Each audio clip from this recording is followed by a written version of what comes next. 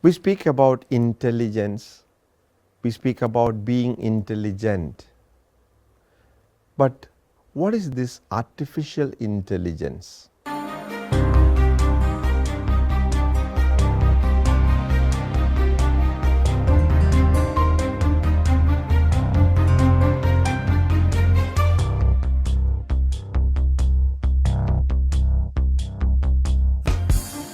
Hello, welcome to Wordnet Productions, and I'm Father Sony Sebastian. It's good to be here with you all. Today we have a priest friend of mine from San Diego. He is Father Winson Menachery. He is the parochial vicar of Our Lady of Rosary Parish, San Diego, belonging to a religious order called Barnabites Fathers or Barnabites Order. Thanks, Vincent. Thanks for being with us. Thanks for coming to Wordnet. Thank you. Winson is here with us to share his information as well as his knowledge about what we today, very often and daily speak about artificial intelligence. I know artificial intelligence is taking over practically everything, it seems. And I am, Winson, kind of very, I don't even want to call a novice. I have very little information about this artificial intelligence, but we see that there's a lot of inversion of this artificial intelligence into today's daily living, to everything for that matter. Can you explain to us what exactly is this artificial intelligence? Yeah, the word itself explains it. Artificial intelligence means use the intelligence artificially and make the machine think like a human being artificially.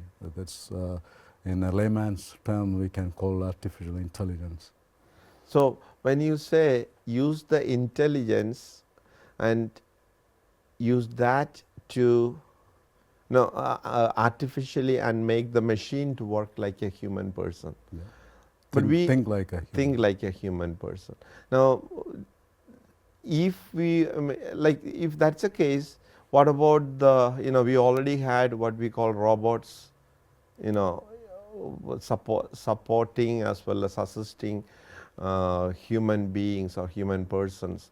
So is robots a kind of artificial intelligent thing, or is robots working with artificial intelligence? What is the difference between those two? Yeah, there are different categories. Like in the case of robots, can be a narrow artificial intelligence. That means robot can do just one task. So that's called a narrow artificial intelligence. So if you, I mean, we are working on a multiple task, how to do multiple. That's called. It takes time to achieve that general artificial intelligence. That means a machine can think autonomously. It takes time. But so there are different categories of artificial intelligence. So in the case of robot, can be a narrow artificial intelligence. It can execute just one task. Artificial intelligence, commonly known as AI, is the field of computer science that focuses on creating smart machines that can learn, think, and solve problems like the humans. It's not about creating emotional robots, but about helping machines perform tasks requiring human intelligence. AI has a broad range of uses and is constantly expanding. We encounter it daily, from personalized streaming recommendations to email spam filters. In healthcare, AI helps in analyzing medical scans and drug discovery.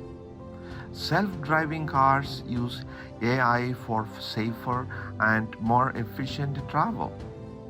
As AI evolves, it has the potential to reshape our world in ways we are only beginning to imagine, from personal assistants managing tasks to major scientific discoveries driven by data analysis. The same way, a robot that is programmed for a particular activity will only do that. Particular task, yeah.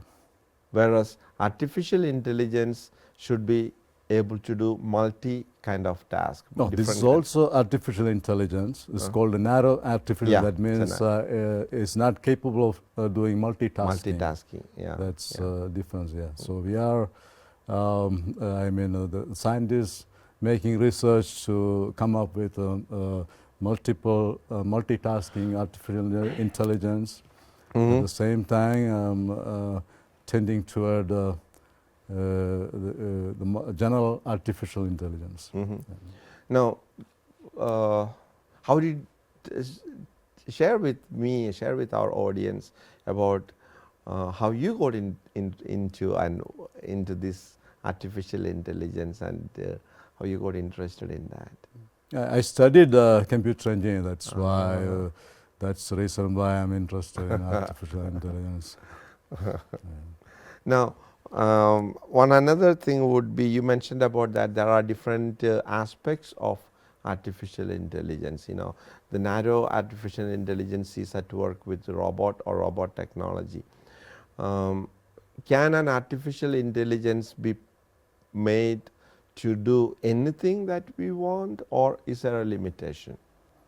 Yeah, general artificial intelligence can do anything. I mean, it's like a human being, even beyond, because like a human brain, it's unpredictable. So it's artificial intelligence, when you reach that general artificial intelligence, the machine is capable of doing anything, even unpredictable things.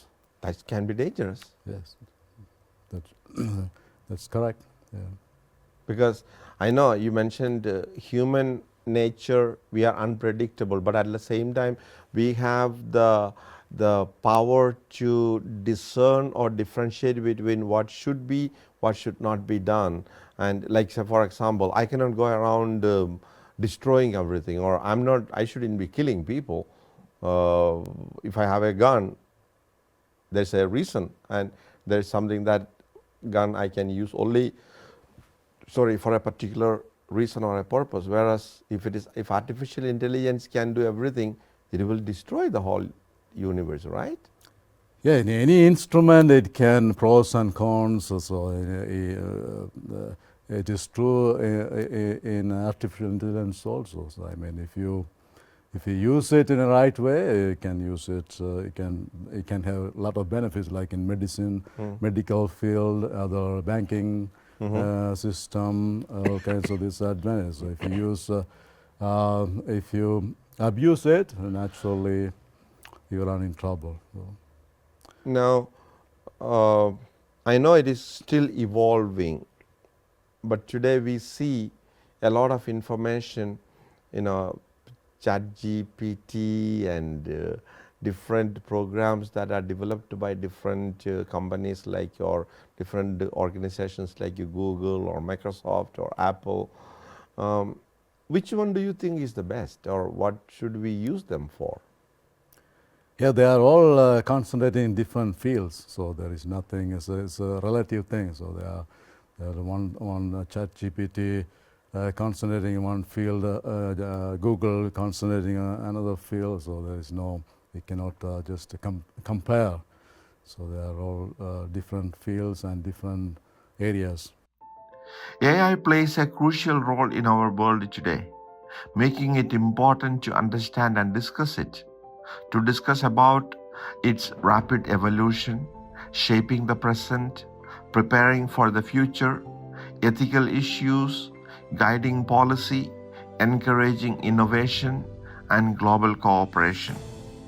Intelligence might be the key trait distinguishing humans from other species. Our smart and skilled hands have led to our success. One of the questions that I think many of us would ask is it anything that is it available to me other than, like what is available on a computer, or is there any other way? And how should I, or how will I know how I should use this? Yeah, actually, we are unconsciously using several things. Even in our car, we have artificial intelligence incorporated in it, and even the browser, we are using Google, using artificial intelligence. So there are practically in every field you can find artificial intelligence one way or another. So Oh, so that means it is already it's part of life. part of life today. It's a matter of using how we can exploit it.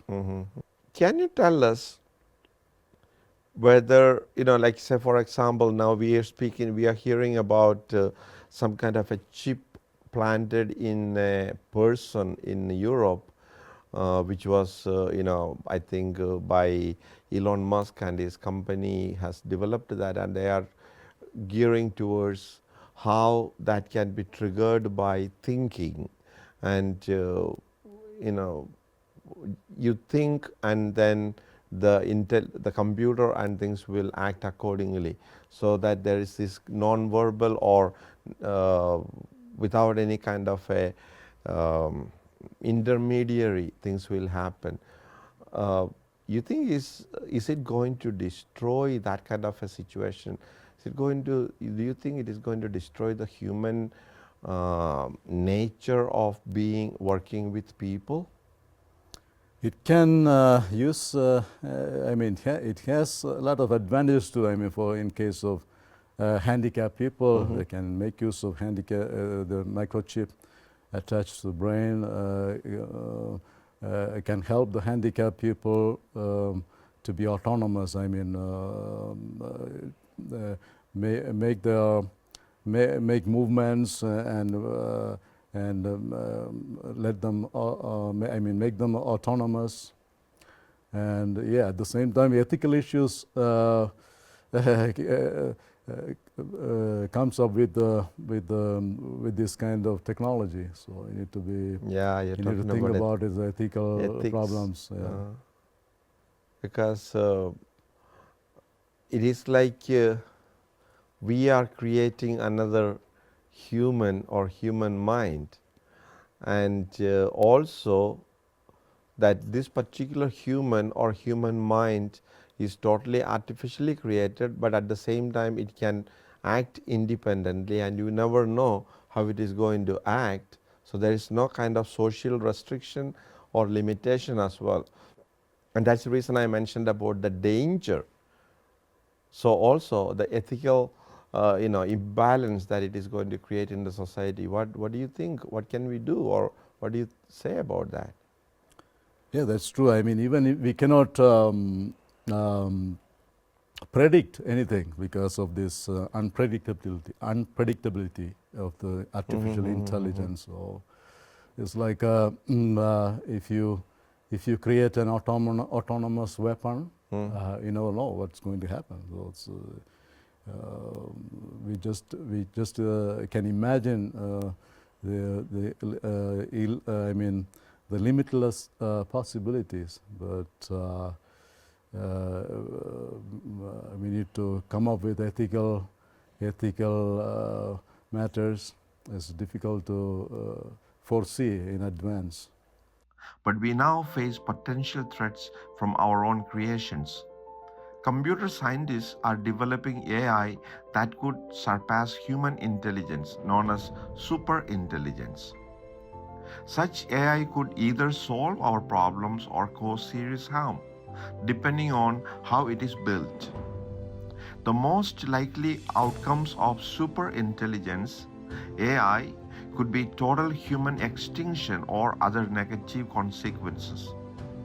It's like the classic genie in a bottle story, because unexpected outcomes can happen. A super intelligent AI might follow our instructions too literally, leading to absurd situations. This underscores the need for caution with super intelligence, as it doesn't understand absurdity. So it requires careful programming to avoid catastrophic outcomes. The rise of AI, like other big scientific and tech advances makes us rethink ethical issues as AI brings its own challenges.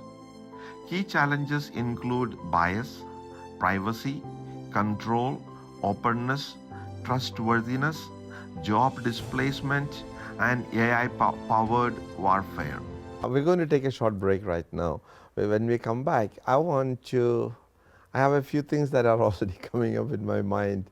Like earlier we used to speak about cloning and how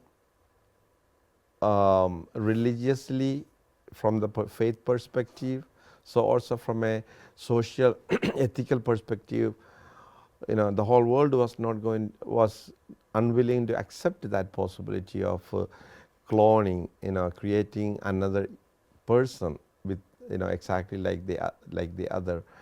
The same way, as we already mentioned, this also will have a lot of repercussions on the society, on our human living. We'll come to that after this short break. So don't go away. This is going to be very, very interesting because we are talking about something that is happening right now, evolving. So stay with us.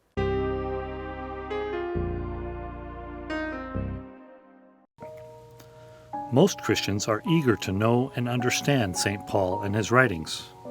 Paul of Tarsus was a convert to Christianity. He was a learned man under the great teacher Gamaliel.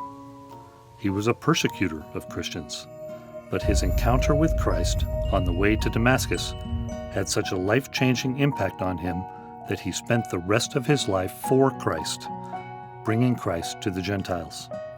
So he is known as the Apostle of the Gentiles. We see him first in the Acts of the Apostles and later learn about him from his letters. Through his letters, Paul has become a major influence in our understanding of Jesus' life, death, and resurrection. Therefore, knowing St. Paul is to know Christianity. Father Mike Manning's booklet, Paul's Passion, will help you to know and understand St. Paul and his writings. This book explains the key concepts from St. Paul, like justification by faith, grace, weakness, love, and so on. It will help you read the letters of Paul with a new appreciation and insight. Get your copy today. Call the number on the screen or email us. You can also place your order by visiting our website. Know the man, Paul of Tarsus.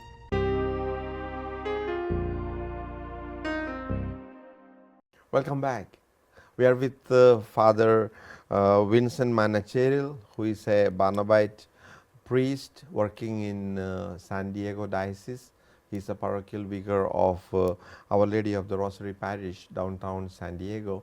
And in the last segment, we've been talking about the new thing that is happening in the world today, artificial intelligence, and its importance, as well as the other side of it, like the ethical problems that the world is already facing or it will be down the line. So thank you, Father Winson, for the sharing that you did already in the last segment. Now in this particular segment, one of the things that I would ask you is, religion always restricts things. We have a limit, and the religion and our faith and our theology, all of that tells us that you cannot cross beyond, that we cannot be like God who creates. Now this is like we are trying to be another God, creating a system that can do everything. So how do you think these two things are in conflict with each other? Well, actually, if you take the faith, and ethical matters, science cannot answer ethical matters. So the people get lost with this artificial intelligence because they are in the past centuries, church or religious community was leading science. So now is reverse. Religion become defensive. We need to find answers. We need to come up with answers to defend this kind of technology, artificial intelligence. So that's the problem. So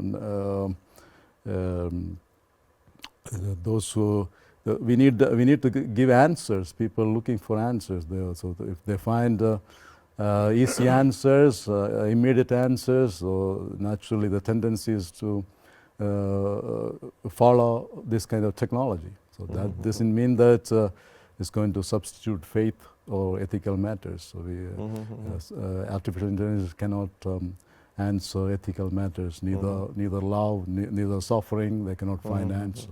So.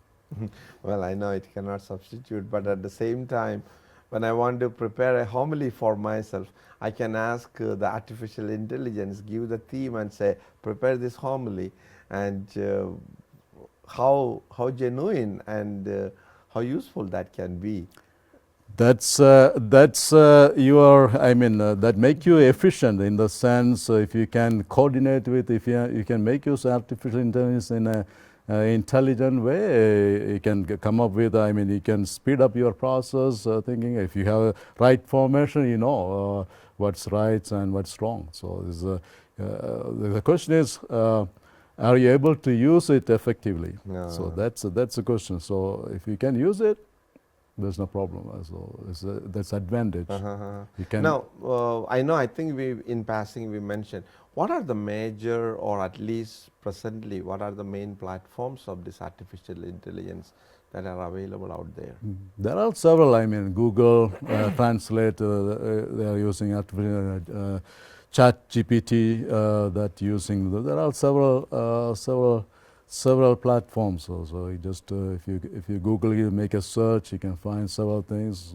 Even in the past many years, this is not a new thing. So several years we have been using this technology even in programming field, like computer programming software, etc., etc. So there are several.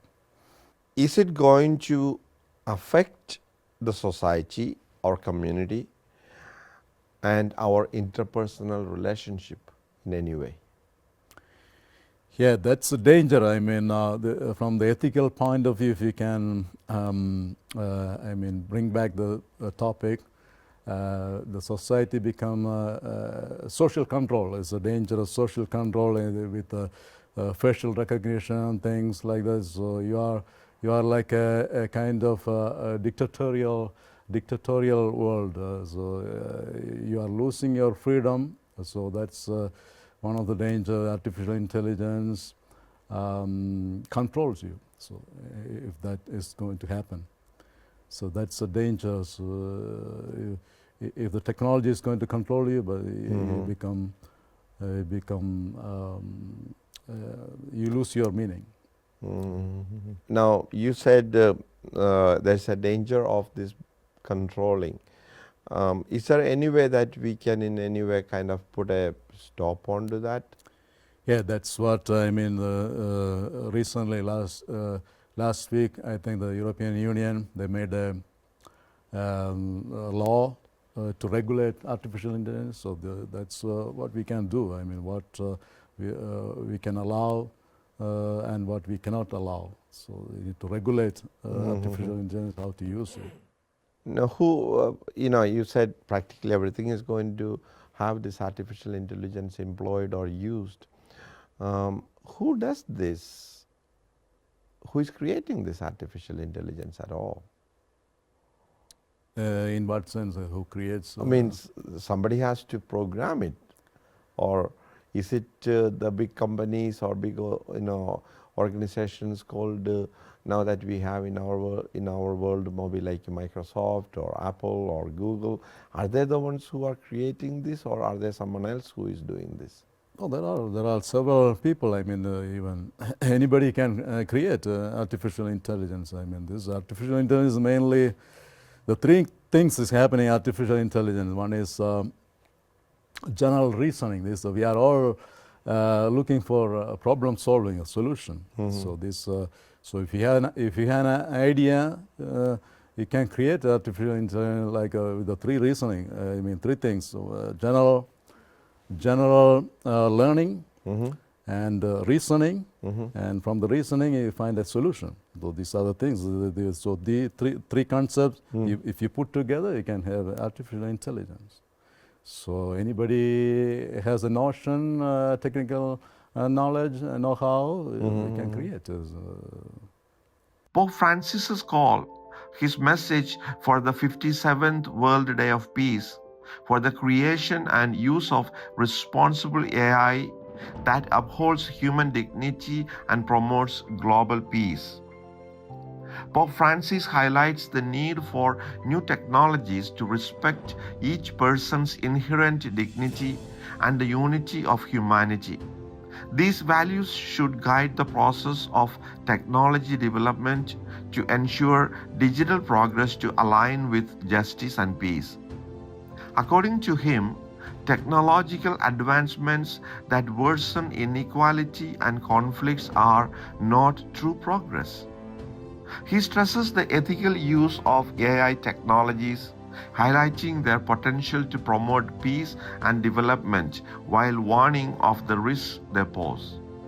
He notes the importance of combining human intelligence with technology to enhance human life and foster peace.